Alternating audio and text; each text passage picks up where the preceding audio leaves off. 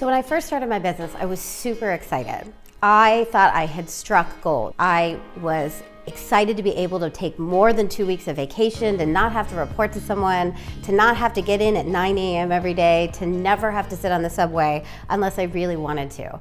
And that's kind of how entrepreneurship is for most people. It starts out being an adventure, being fun, and you have free time. And for me, after working my tail off for a while and getting clients, the adventure started to wear off. Things started to get less fun. And namely, it was because I couldn't generate the money that I wanted to generate. Paying bills was always a worry. I just felt like there wasn't a light at the end of the tunnel. I had shiny penny syndrome worse than most people do. I would do any kind of marketing that would come my way. If their newsletter came by and said, go do videos, I would go do videos. If a newsletter came by and said, do a book launch, I'm telling you, I wrote 10 chapters of a book. In fact, one of the stories I like to tell is about a marketing program that I started, where I actually decided that I was gonna start a membership program and charge $97 per month. And I had the dream that many of you have too, right? That if you could just get 100 people into this membership program, I'd be making $10,000 a month and doing very little work. I send 4 emails out to my list. I send the first email out and I wait and I'm excited and I know people are gonna register. I just know it because I know this is a method that actually is gonna work. And it was crickets. Nobody registered. And then the second email went out and the third email went out, and now my confidence is getting lower. I'm having, the moments where you just kind of want to curl up in a ball and cry because it's not working. And the fourth email goes out and 4 people sign up. 4 people. I was devastated. I was crushed. I wondered what I was doing wrong. I blamed myself. I took everything personally. And at the end of the day, I started to really lose hope that I was ever going to figure this out. And then I got really smart and I started to realize that I was doing the wrong things. I was doing the wrong activities in the wrong order, and that what I was focusing on was not revenue generating activities. What I was focusing on were activities that were maybe revenue generating someday, but not revenue generating right now. And when I got really clear that you have to actually do the activities that make you money right now and do them consistently, is when everything started to shift. And I started to be able to double my revenue every year, and it led to me being able to create a 7-figure business last year. Now, here's what I know about you. I know you're struggling with the same issues, and I know that it can be confusing sometimes to figure out what revenue generating activities to do. And so that's why I created this program. I have put together a series of activities. All of them are revenue generating, so that you don't have to struggle, you don't have to be confused, and you don't have to guess about what you need to be doing to generate money. Now, here's what you need to know, is that revenue generating activities aren't easy. They're not necessarily the most fun thing that you could be doing in your business. I mean, honestly, I think sometimes it's more fun to be looking at the colors on your website, or to be resizing your pictures, or even to be editing certain content that you're doing. Those things are more fun because they have a determined outcome. No one's gonna reject you. You can get them done. You can cross them off your to-do list. But many of those activities aren't directly revenue generating. The directly revenue generating activities are often the hardest ones. They're the ones that come with rejection. They're the ones where you could possibly fail in the process. And so I know that they're also the hardest activities for you to keep doing consistently. So part of this program is to help you build the money-making muscle so that you can consistently do revenue generating activities. And trust me, it gets easier. And I'll tell you the main reason it gets easier is because you start to see the results. It's a lot easier to do something when you know you're gonna make money from it, when you see a cause and you see a benefit. So as this program continues, you're gonna get better and better at being able to focus on those revenue generating activities, and they will become easier in the process. So there's a couple points to remember as you're doing this program, things that are just gonna make it easier for you. First, avoid perfectionism.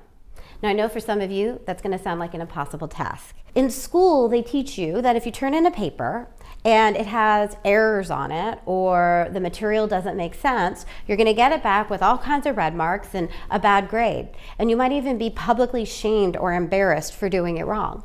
We are all trained to be perfectionists. And maybe that works well in school, but I'll tell you what, does not work well as an entrepreneur. It's in fact the complete opposite of what you should be doing as an entrepreneur. Successful entrepreneurs aren't perfect. In fact, a lot of them are downright messy. They do things wrong the first time. And I'm the first to admit that I'm one of them. So understand that part of your success as an entrepreneur is doing something and then doing it wrong, doing it messy, not knowing how to do it the first time around, learning from that experience, adjusting, doing it better the next time, doing it better the next time. In fact, I believe that's the only way you're really going to learn how to do this. So please don't wait. It's going to be easy for you to wait. It's going to be easy for you to say, I don't know how to do a sales conversation, so I'm not going to do that. Or I don't have a signature talk perfect and all my content figured out, so I'm not going to go do a speaking event. Honestly, it's a great way to hide. Hiding behind perfection is the most rampant disease that exists among entrepreneurs. However, I want you to get that the learning is in the doing, finding momentum. Now, some of you are going to look at the activities in this challenge and you're going to think, I've done that before. I've done sales conversations. I've done speaking events. I know this stuff. And so I don't have to do this. And again, it's a great way to hide. But if you're thinking that and you're asking that, I want you to ask yourself one question. And that is this: do you have enough money in your bank account right now? Did you make the money you wanted to make last year? Exactly, to a T. Not what you made okay, but what you really wanted. And if the answer is no, then you need a little momentum. You need a little kickstart, and you definitely need consistency. So every assignment in this program is going to give you a kickstart, it's going to create momentum, and it's going to allow you to be more consistent.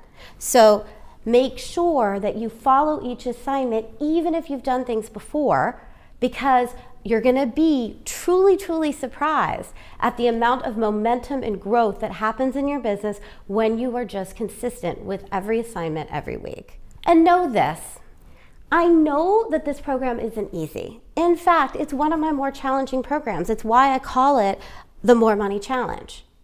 But at the end of the day, it's worth it, because the activities I'm giving you work. It's a little bit like the P90X of marketing.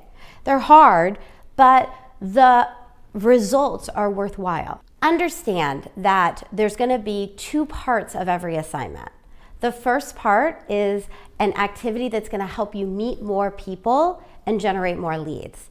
The second part of the assignment is going to be an activity that helps you to convince more of those people to become your clients.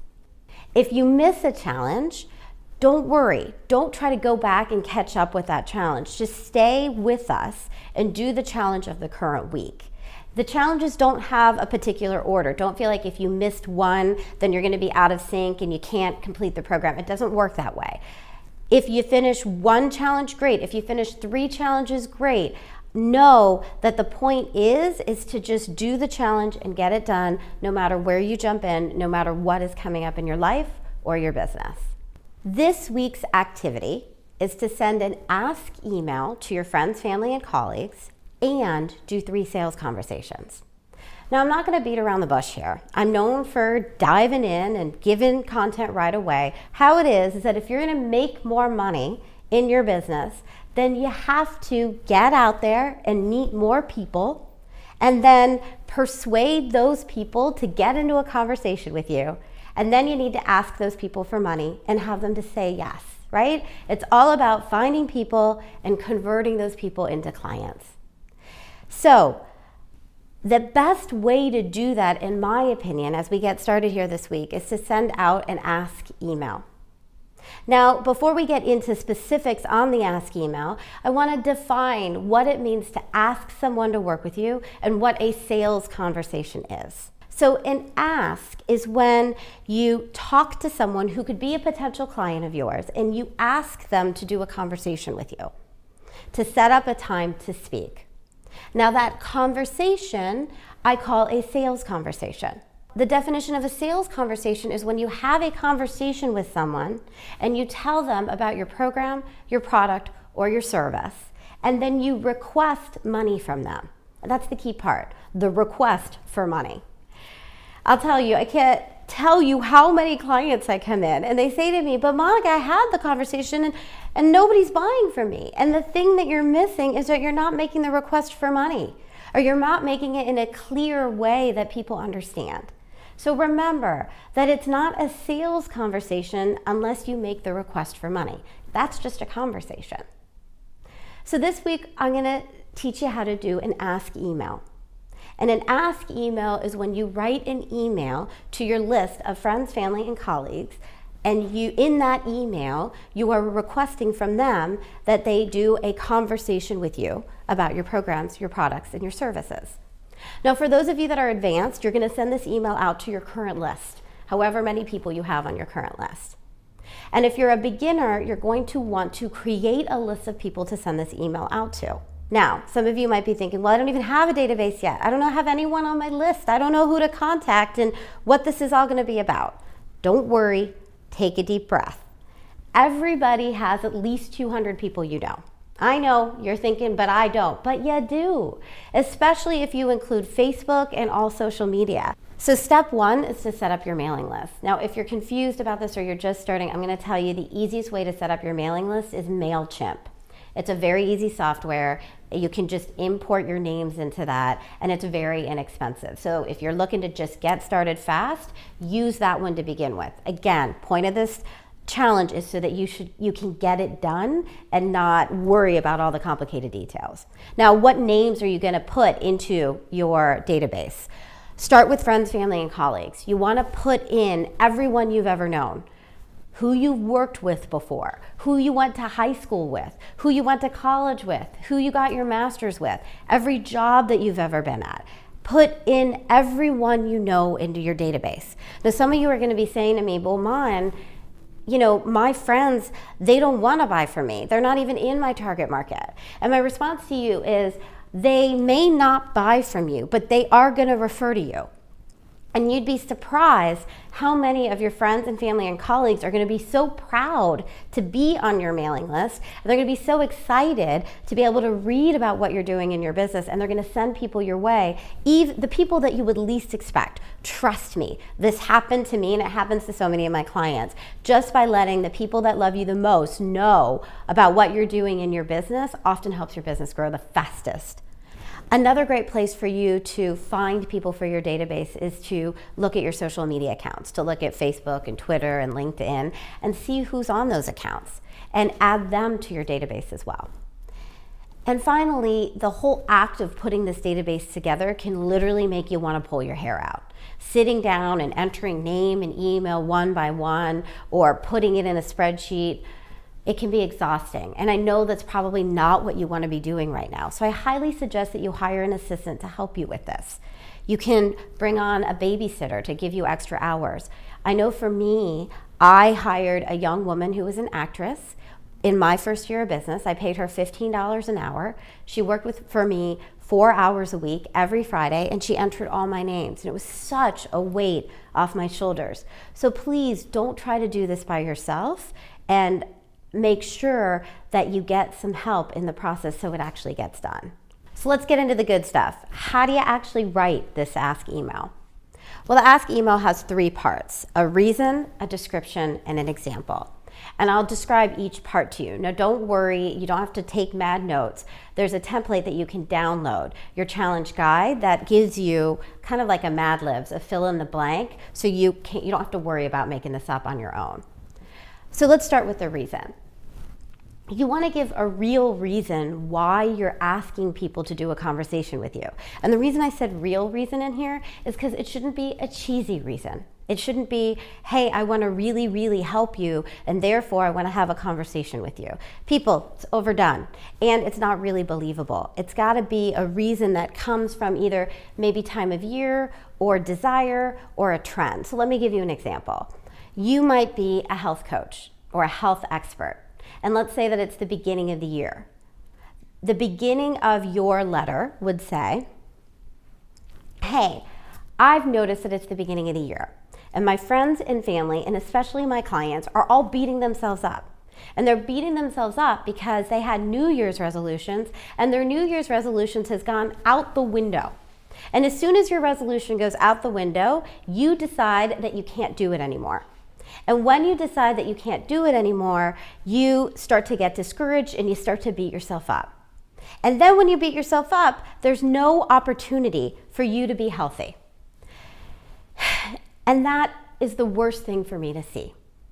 So what I'd like to do is help you to understand that we need to move beyond the New Year's resolution, the failed New Year's resolution, and move into a place of opportunity.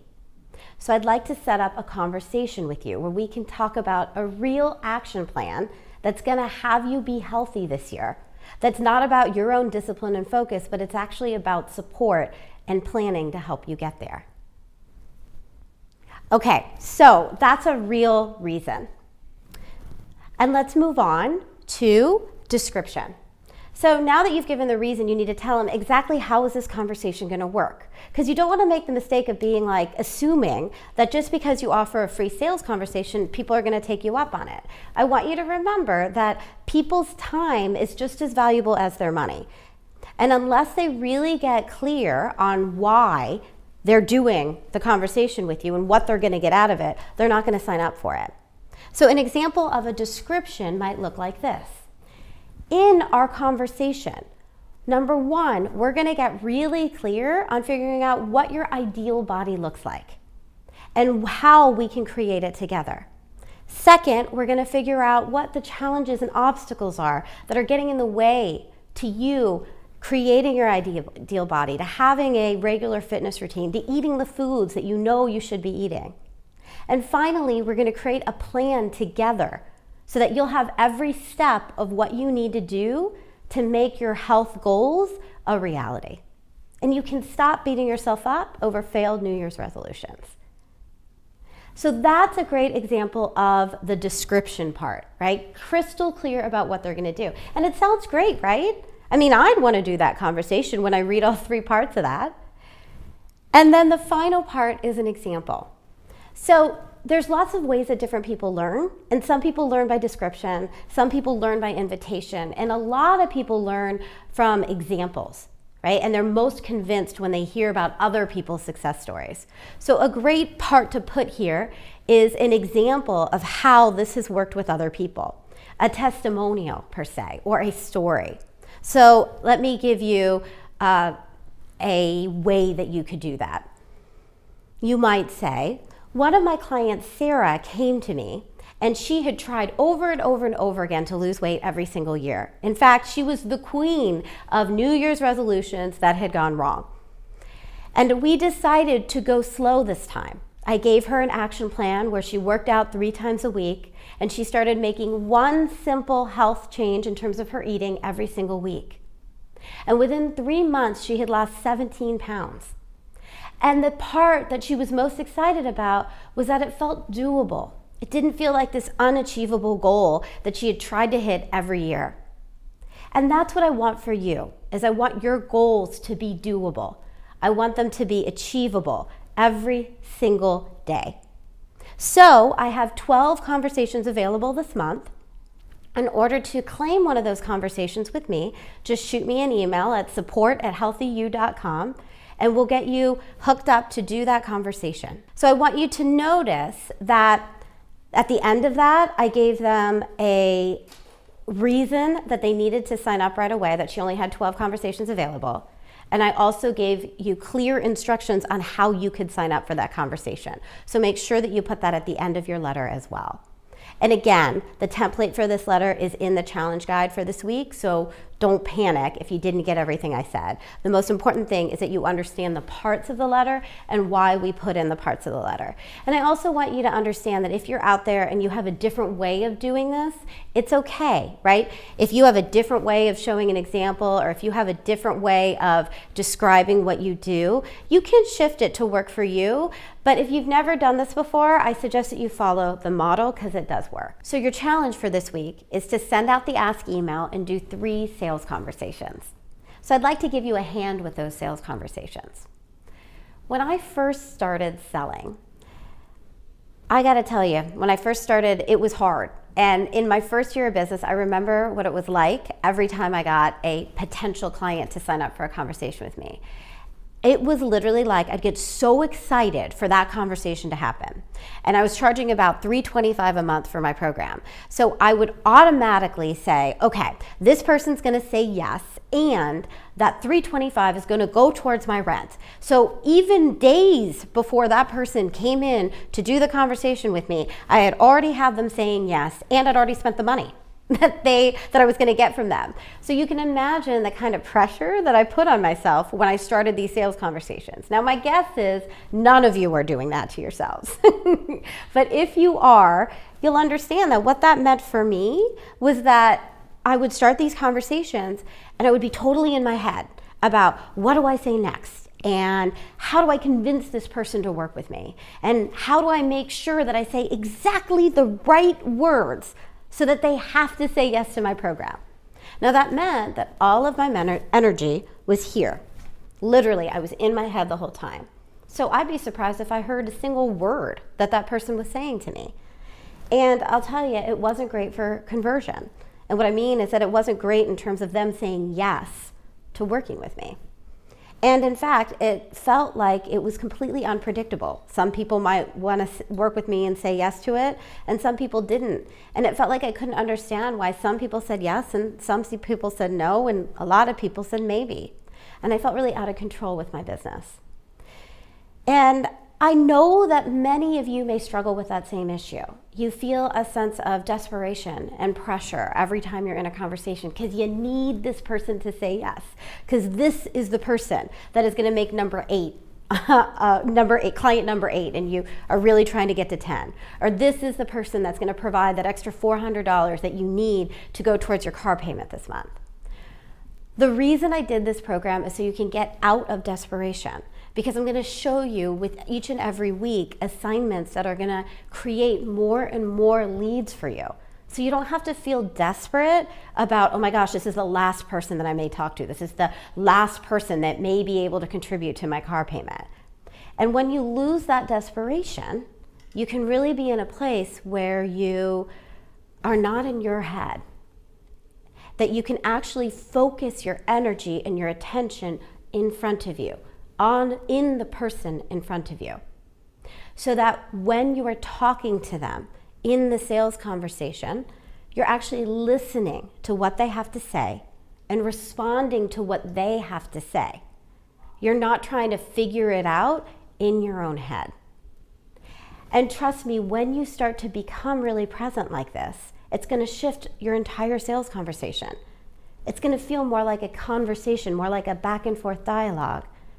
And it's going to be much more intuitive and enjoyable for you and much more enjoyable for them. And that's going to translate to them saying yes way more often. So this week, as you do your sales conversations, I'm going to encourage you to be fully present for them, to not be in your own head, to really listen and respond to what they're actually saying, and to release the pressure that you have to get it right. Because you don't. There's lots of sales conversations that you're going to have. In fact, it might even be easier this week for you to allow yourself to get some rejection, to hear some no's, and know that there's more coming and there's more practice to be had. So this week's challenge is to send out an ask email and do 3 sales conversations. Now next week, I'm going to show you an intuitive approach to sales, one that will make it even easier for you to get more yeses. Sales is the transference of inspiration. So I'm going to show you next week how to be inspired when you're doing a sales conversation and how to be inspiring to the person that's in front of you. Remember, the learning is in the doing. Good luck with your challenge.